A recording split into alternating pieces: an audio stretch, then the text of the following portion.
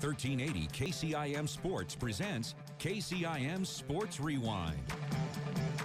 A look back at the week in high school sports. Brought to you by St. Anthony Rehab Services.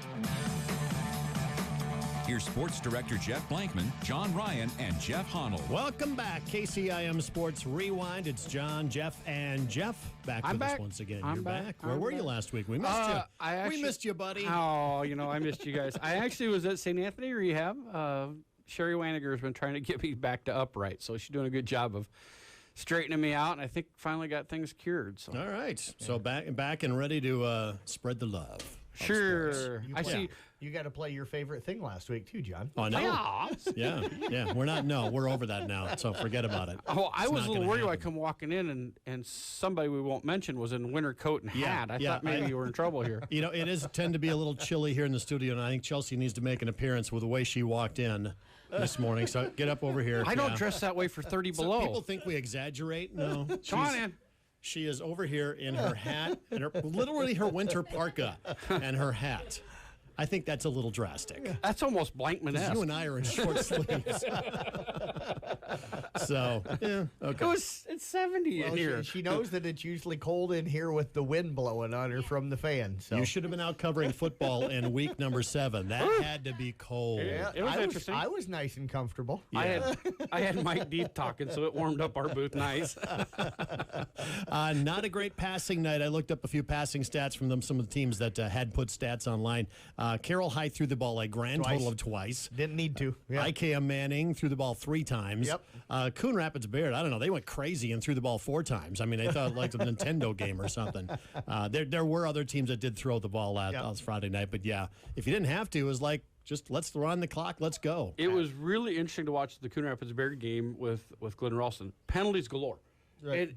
It's just that cold. You're thinking about how cold you are. You're not thinking about snap counts and silly things. And the ball's hard. And just the mental distraction of all of it. Yeah, you could tell that was the first cold night. It really threw everybody out of their games. And it sounded like across the board, everybody kind of had that sloppy game. Yeah. Yeah, my game wasn't too bad for penalties with the Kemper game. I think Kemper had a few more than what Red Oak did, but it wasn't too bad.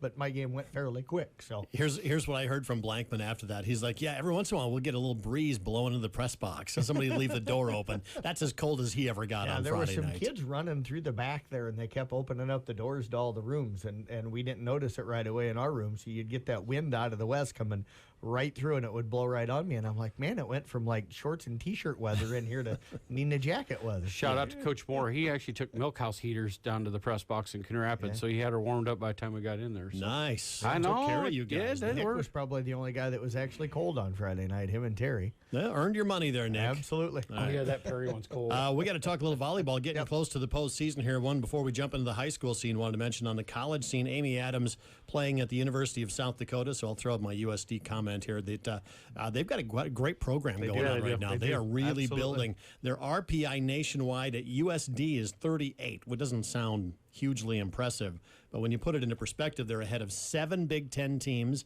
in the RPI and 6 Pac-12 teams. USD's higher than all of them. So Amy, a freshman, getting some playing time on the floor. And playing well. Yeah, as part of a huge up-and-coming program. Maybe it's another kind of Kim McCaffrey-Davis, situation like UNI. When she went there, boy, that program just kind of caught fire. Right, absolutely. And, it was kind of interesting. I was talking with some of the Kemper girls about Amy the other night and how well she's doing up there, and I think it's really, drumming up even more excitement about volleyball in the area and stuff. So good to see Amy going up there.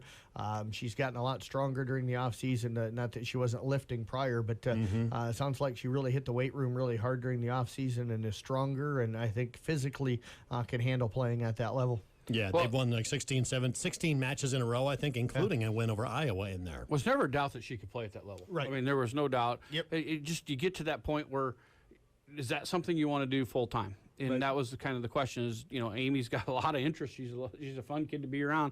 Is that what she wanted to do? And it looks like yes, and never a doubt in our mind that she could play it. Yeah, absolutely. Extremely talented lady and works really hard. Well, let's talk about her old team, the Kemper Knights, as we get ready for playoff action. Well, let's talk about some conference championships absolutely being won over the past week. Yeah, absolutely. We'll start off last Tuesday. Glidden Ralston was taking on Coon Rapids Bayard.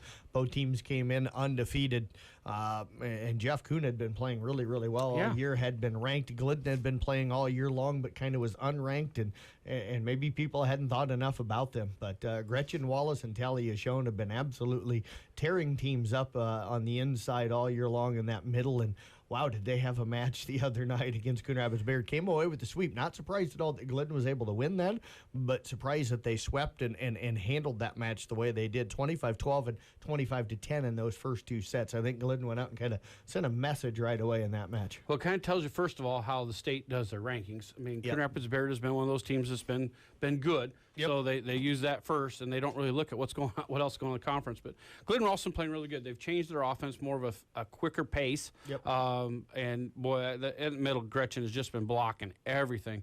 You look at those numbers; those aren't touches; those are blocks. Those are blocks for points. So she is really hammering things down, and they got a good run going on. It'd be Coon Rapids Bayard and them, and quite a few others. But you got St. Albert's there on the top side. But should have a fun run through the playoffs. Absolutely should be, but congrats to Glidden Ralston and that conference championship. They wrapped it up outright with a win over Exire Elkhorn Kimballton on Thursday night of last week. So they are sitting atop alone in the Rolling Valley Conference. So that conference decided. Now, any other ones? Yeah, we'll start off with the ESAC South Central Calhoun match last week. I had that one on Thursday up at ESAC. South Central went out, took the first two sets.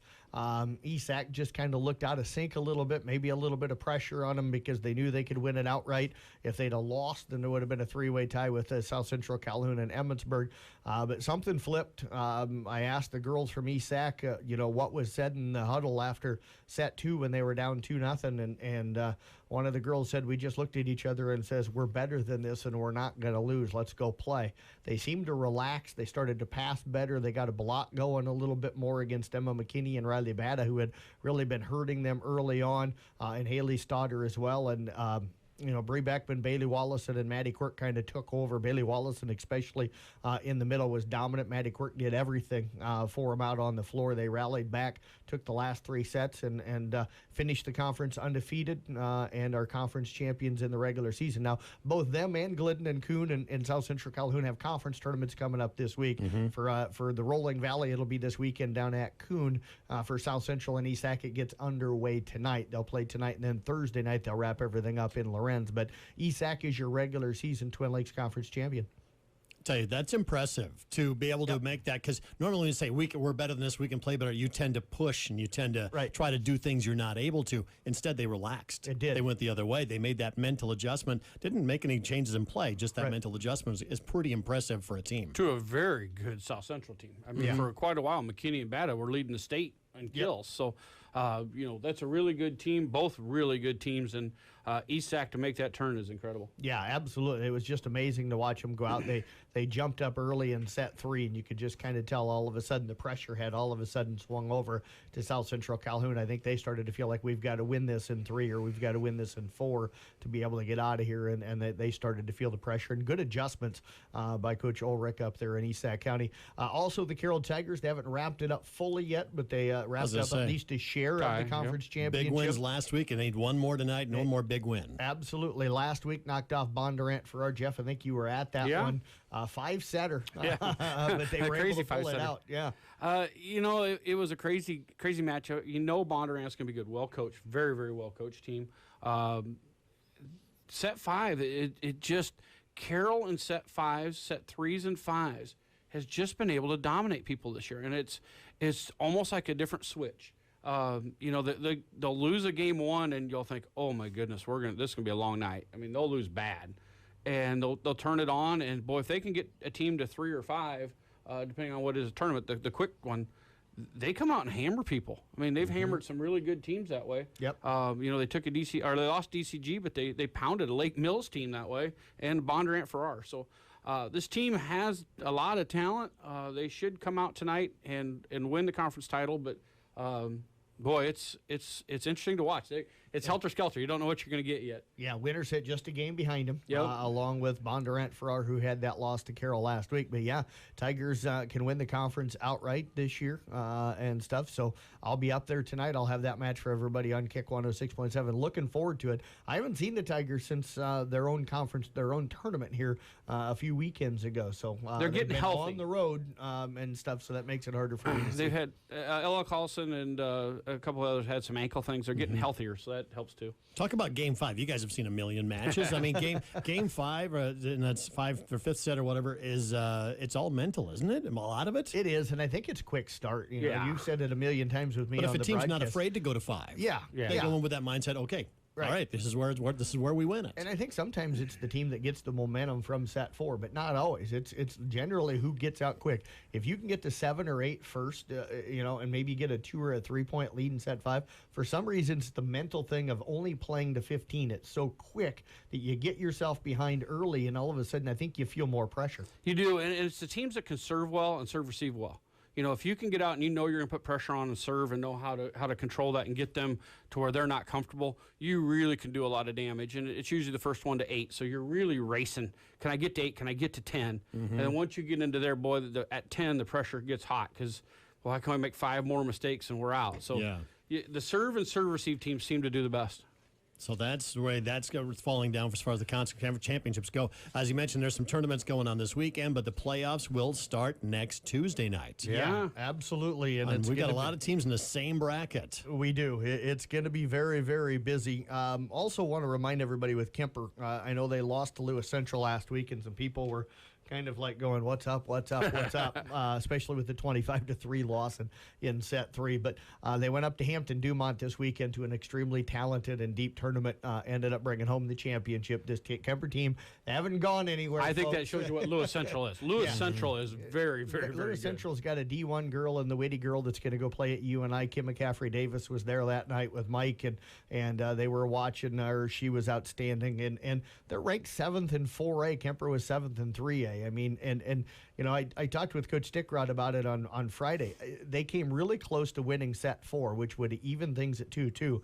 And if they'd have won set 4, if they'd have held on because they were up late by 2 or 3, I'd have felt really good about Kemper winning that in 5 sets, in the 5th set. So, some people kind of were like, oh, and there was kind of a little panic of what happened. I wouldn't worry about it. There's no reason to panic with this team. They're still pretty darn good. Yeah, they will still have a nice run ahead of them, Absolutely. I think, in the playoffs. And they'll have some tough matches coming up. They're playing Sergeant Bluff Luton and Ankeny Centennial, 2 of the premier powers in the entire state, coming up this week on Thursday. And then they have Glenwood. If they can beat Glenwood, they get at least a share of the Hawkeye 10 Conference Championship. So now, since the pairings have come out, have you had any change of heart on how you feel about things, of the way teams are playing right now? I think Kemper's got a really good shot. Humboldt's not going to be easy. I like that Humboldt team, but They're scrappy. They're scrappy. But I think if Kemper comes out and plays Kemper volleyball, they should be all right. The only problem with them is that they're what Kemper does not like. They're that team that can dig. You can hit balls and hit balls and hit balls at them, and they dig it up. Kind of like the ESAC.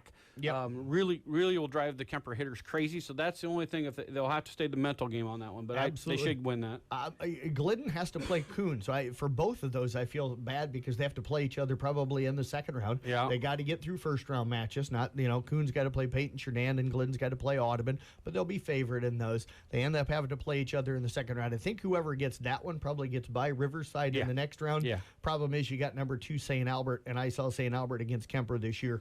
Not that they're unbeatable for either one of these teams, but man, they're pretty special themselves. I think they've got to be one of the favorites in the 1A to win the entire thing. So, but I think either Coon or Glidden's got a chance to make at least a run into that regional final, and then we can see, anything can happen once you get to that level. I think ESAC County's got a chance to make a nice run too. They could push to maybe get to state. That junior class has been really good all year. South Central Calhoun's on the other half of that bracket. I like that team. They've really grown as the season's gone on. So those to me are kind of the teams, along with Carroll. I think Carroll, I kind of forgot about that. Yeah, Carroll's got a good run, but that second round, they get a bye in the first round. Denison Schleswig's not going to be easy. No, that's a scary team because they changed setters this year, and they've got a nice little setter over there now. But they have grown up a lot. I don't want Carroll to overlook them because they could sneak up and catch you. But then, boy, you got Sergeant Bluff Luton sitting there number 1, and they're good. They're Lewis Central on the other side. They split those two apart. They've got 2 or 3 D1 Yeah. players on that team, so they're pretty special. We got into a conversation the other day that Sergeant Bluff Luton is kind of the new Heelan. That's kind They- of they've the way kind of been I drawing those I've kids said away. it you've noticed it in football, you've noticed it now in volleyball and some other sports. Heelan used to kind of dominate that area, and all of a sudden they've kind of slid a little bit in all of the sports here in the last couple of years. And as you've seen that, Sergeant Bluff Luton has kind of become the power in that area. It's turned into a suburb of Sioux City. Yeah. So it's kind of that nice, it's pretty much connected. Really nice new homes down there. They're New growing. facilities, new schools, things like that. Yeah, really nice. And so they have just turned things around, and they're tough in every sport now. Yeah, absolutely. So they're really, really good. Looking forward to the volleyball playoffs coming up next Tuesday. We'll talk more about that next week. We got to talk about football. A cold, windy, miserable night for lots of teams out there. We'll talk football next on KCIM Sports Rewind. As the athletes at your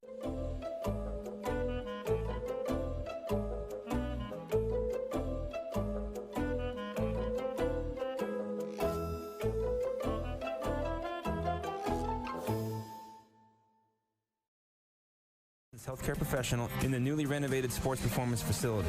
If an injury is keeping your athlete out of the game, call St. Anthony Rehabilitation Services at 794-5000 for sports injury and treatment rehab.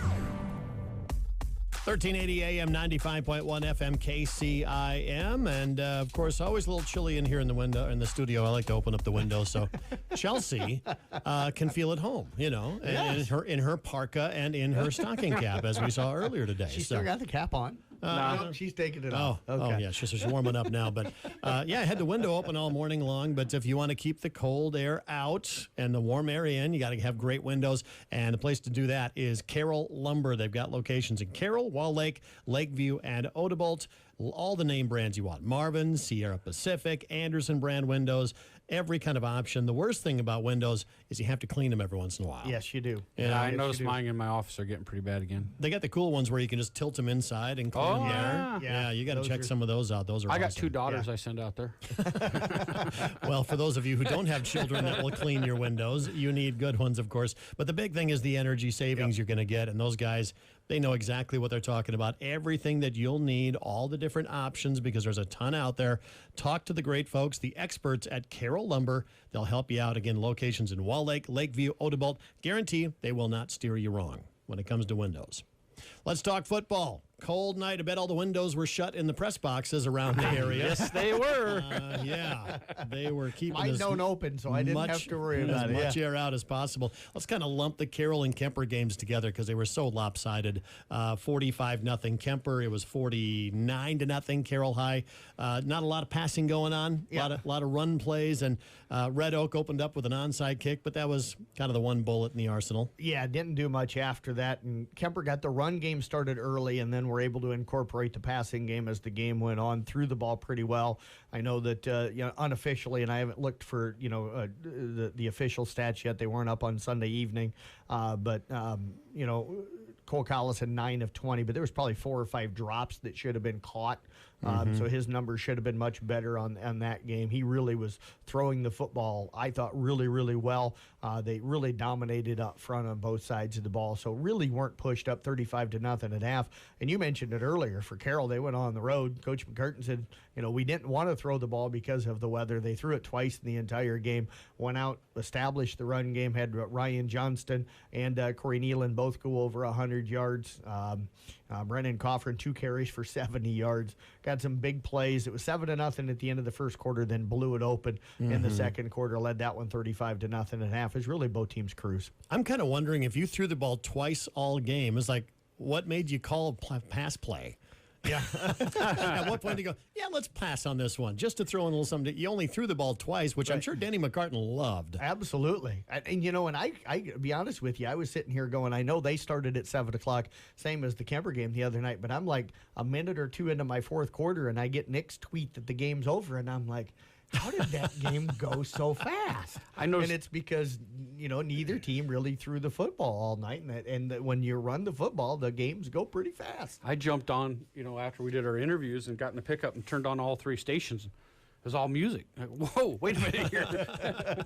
You were talking about the Kemper game and the drops. I was editing for the Roselle Mutual, the pictures out there, and you can see it. It's funny how when you're looking through the pictures, you can see the misses, and there's some pretty cool pictures even of a miss. But the one I see got Cal Waniger setting up for a touchdown, and his dad was teasing him about tripping over the line monster, and I got a great picture of him doing a somersault that I told Mom we'll have to put in there for that. It has to be a graduation photo. Absolutely, and he was at the right place at the right time. Great hustle for him. He got through the line. Blaze Gunderson came in, forced the fumble, and he picked it up. Would have been in for 6, but that number, that 15-yard line kind of jumped up and grabbed a hold of a foot and pulled him down. That. So when you got a big guy doing a flip, you got to save those picks.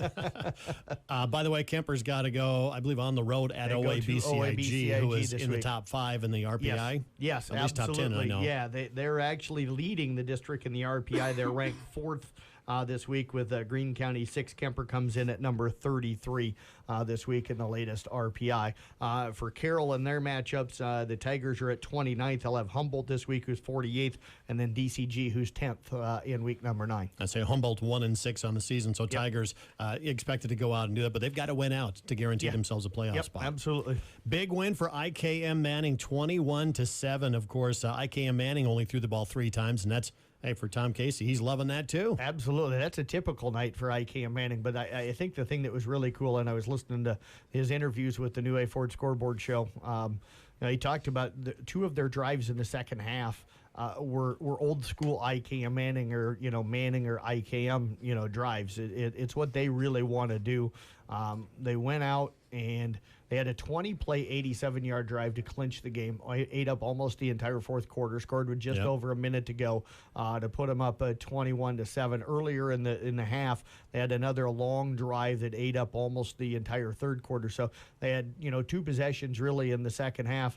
I know Dan Spooner, and I thank him for as many tweets as he sends out and tags me in. When they scored to go up 21-7 with like $1:47 left in the game, Alta Aurelia had run 6 plays in the second half. Wow. So that's how much IKM Manning dominated the possession and just 3 yards here, 5 yards there, 3 yards here, just enough to pick up first downs and keep the ball in their hands and move the football. I think about that preseason and how down in the dumps that team was. They played a lot of really good teams, and it shows how good a teams they were playing. That East Sac win gave them a little confidence, and they've really been rolling ever since then, and changed some things up a little bit, but just went back to old school football and seems to be working. It is, and they've got a big one, district championship, and their playoff hopes probably going to be determined on Friday night. They travel up to Sioux Central, Sioux Rapids, and that's going to be a big game. Wolves come in number 19 in the RPI, Sioux Central at number 20. So winner pretty much probably has to win the district, and the winner of that night, Friday night's going to be the winner of that district. Love the stat. Kyla Rasmussen, 37 carries, 169 yards that night. Absolutely. 37 carries on a cold night like that. Absolutely. And he probably wasn't minding it, because the more he was carrying it, the warmer he probably stayed, because he was being so active. Yeah. You get tackled, you stay warmer down there, right? Yeah, absolutely. Coon Rapids, Bear, Glidden, Ralston meeting up in a rivalry renewed, 33-14 in favor of CRB. First neat thing was the Glidden band was sitting in the Coon Rapids section playing. Coon Rapids doesn't have enough for the band, and they went out and actually performed facing the Coon crowd at halftime. So what a neat thing those two communities do. But it was a really good game, 14-14 at half. Coon does what they did. They got Clipperton out and around the outside. Ran Eagle up the middle and then broke Clipperton through for 2 touchdowns. It was really Borkowski to Daniel. So what a great catch Daniel had in the end zone, a one-hander sliding down to get that first touchdown, and then got him on a wheel route. Basically, that's what they used him. It was more of a wheel route. Got him twice there, but Coon Rapids Bear then just dominated defensively after that. Made it really tough for them for Glidden to move it. And there's, I'd have to go back and look, but there's not many times that Glidden Ralston didn't start out with a penalty on first down. Yep. A lot of penalties in that one, a lot of jumping off sides, starting 1st and 15. I think that was probably the biggest thing for the Wildcats. They just had too many penalties starting behind the chains, and Coon Rapids Bear just did what they did. They run up the middle, and then they go outside with you, and you just got to try to hang on and catch them on the edge. Yeah. Okay, well, love to win on Friday night for Arweva, their second win of the season, 70-38 for a young team. That's a huge, huge win. I don't care who you're playing. The fact that you can go out and win gives you that incentive. Yeah, and to pull away the way they did. It was a 28-22 game at halftime. They scored 26 unanswered points after giving up a touchdown early in the third to fall down 30-28. They come back, score 26 unanswered, and kind of put that game away. So great win for them. I think they've got 2 winnable games left this week. Not going to be an easy one with Kingsley Pearson, and then they've got River Valley coming up in week 9. So I think they've got a chance to maybe end this season on a 3-game win streak, which would be huge for a young team. Good time to have those wins. You know, you want to keep thinking positive going into next year. Yeah, you want those kids to be fired up for the next season. Yep. South Central Calhoun, again, big second half, leads to a 39-7 win over Madrid. Yeah, and they've got to figure something out. I know Coach talked about it on the New Way Ford scoreboard show following the game that night. This is the second or third week in a row that they've struggled in the first half. Had teams that they probably should have handled that were still in the game at halftime, and then they come out in the second half and they look like the team that I think everybody expects. So, the thing I mentioned is his playoffs are right around the corner. They need to get that fixed and play a full 4 quarters, because when they get into the playoffs, the direction it looks like they may get stuck going, they're not going to be able to play the second half only and come away with a win. Has anybody scored double digits on them yet? No, And think nobody about will that. until the playoffs. Yeah. And you just hope they don't have to go. There's probably the top 3 or 4 teams in the state realistically are over in that northwest corner. Right. They need to figure out how to split that up. And the tough thing is with South Central's RPI, they're 11th right now. They've got Eagle Grove, who's last this week, and then next week they play Pocahontas area, who's 31. So even if they win, there's probably no way they move up. They might end up even moving down a little bit because of the strength of schedule stuff. So they may end up getting stuck going to Northwest Iowa. Northwest Iowa is absolutely loaded. You got Western Christian, Western Hull, and West Lyon all in the same district. Yeah. And that's the direction that it looks like they may end up getting and the stuck champion has going. come out of there the last 2 years. Yep. Champion Audubon comes out of there almost every year.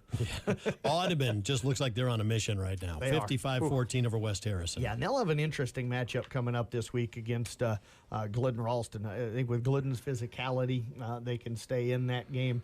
They're going to have to score. They're going to have to finish drives and not hurt themselves with turnovers. But Audubon is really good. They might be, dome good this year. What are they in RPI for? They are number 4 right now in the RPI. Actually moved up to number 3 this week with Caminita at number 1 and Coon Rapids Bayard at number 7. And then Arweva, we didn't mention, Arweva sitting at number 55. Glidden Ralston's going to have a tough time stopping that that option game. That Schultes-Smith option is deadly, and they're both quick enough to get outside on you. Schultes does a great job of reading that. That defensive end is going to just get punished all night long, and your cornerback's going to have to come up and make a play. And they can do it. Glidden can, but if you do that, then they'll turn around and slam it up the middle at you or throw it on you. So it's a very balanced team. Yes, they can hit you a lot of different directions, and their defense, I think this year their defense is better than I've seen it in the past, too. So I think this is a good team. ASAC County and Underwood last week, 20-0 in favor of Underwood. Stopped them on the ground, just couldn't stop the pass. Yeah, and that's what Underwood likes to do. They threw for about 282 yards in the game. Really, as you said, they stuffed the run game, didn't give up anything on the ground. But it was a 0-0 game at the end of the first half, down 14-0 at half. So played well on the road against a good football team. It was not a real good matchup for ESAC. Probably, they're better probably against teams that want to come out and just try to pound it at you. They match up a little bit better. So that passing team probably was going to give them some problems, but they've got to bounce back from that one. They've got a big one this week against Missouri Valley. 3rd place in the district, really probably on the line. I know Missouri Valley still has to play Underwood, and they've got just the 1 loss, but with the way Trainer handled them, you got to kind of feel like Underwood will probably get them. So this is probably the third place game in the district, and it'll give the Raiders an opportunity to be able to finish 4-5, and that's not a bad record considering as much injury issues as they've had this year. Just going to say, if you go back to game 1 team, that team they marched out before the first injury, I think they're fighting for that conference title, or district title, but they fought hard to get where they're at. Played both Trainer and Underwood pretty well this year. Yeah, that wraps up high school football for the week. Number 7. One quick thing, John, I want to throw in here real quick. Got people that tweet at me every week to kind of let me know, and then I can retweet so we can follow all of the local games. I just want to give those people a quick thanks. Phoenix, from Arweva, Rich Stoffers and Ben Dose, from Audubon, Lynn Spies, from Coon Rapids Beard, Chris Pivesdorf and Mariska Dembinski, from ESAC, Angie McCullough and Dale Wagner, for Glidden Ralston, Gretchen Wallace, IK Manning, Dan Spooner, and from South Central Calhoun, Carrie Case texts me stuff, and Brielle Koraleski's been tagging me in some tweets so that I know what's going on. So I appreciate those people doing that. The Jeff Blankman Network. Right Absolutely. It is. It helps, too, because when you're out there, you catch at least good Even scores. for our people back here in the studios, they can follow me on Twitter and know what's going on as the game's going on. So Then we don't follow Do you you prefer after that. network or posse? Network. Okay, Yeah. all right, we'll stick with that one. All right. We quit following him after Friday night, though, because then all the Nebraska crap flows in. We got more on KCIM Sports Rewind next. As the athletes at your house prepare for hard. Slow down, slow down, slow down, slow down. You need to slow down, slow down. You need to slow. Under the direct supervision of a certified and licensed healthcare professional in the newly renovated sports performance facility. If an injury is keeping your athlete out of the game, call St. Anthony Rehabilitation Services at 794-5000 for sports injury and treatment rehab. It's KCIM Sports Rewind. Catch a podcast available online on our Facebook pages. Of course, we're live streaming with our friends from Johnston Communications. And, of course, on the air at 1380kcim.com. Real quick, we're going to hit some cross-country and some swimming. Yeah, we'll start with swimming. Congratulations, Malia Axman, Jenna Courier. They've qualified for another event down at the state swim meet. How many does They that were make, at the 5 now? Johnston, yeah, they were at the Johnston Invitational this weekend. They both qualified in the 50 freestyle, and Malia set a new school record there. So Nice. congratulations to them, too. If you haven't seen them, folks, go out there home tonight against Sioux City Metro. 5:30 is the start time out at the rec center. This is a really, really fun team to watch swim. Also in cross country, Tyler Putney and Jack Hagan, Michael Potamom dominating right now for the Kemper boys cross country team. Also last night with the Western Iowa Conference tournament, Grace Slater and Hannah Tygeson were outstanding for the Audubon Wheelers. They've been great all year. Morgan Hansen and Kate Sutton had really good runs as well for IK Manning on the girls' side. And then on the boys' side of things, you got Quentin Dreyer has been really, really good for IK Manning all year long. He took 4th last night down at the conference meet down at AHST Avoca Walnut. So probably one of those guys that'll be running at state this year. All right, thanks for that update, Jeff Blankman. Once again, Jeff Honnold, John Ryan with you. It's KCIM Sports Rewind. When you need to know, KCIM is the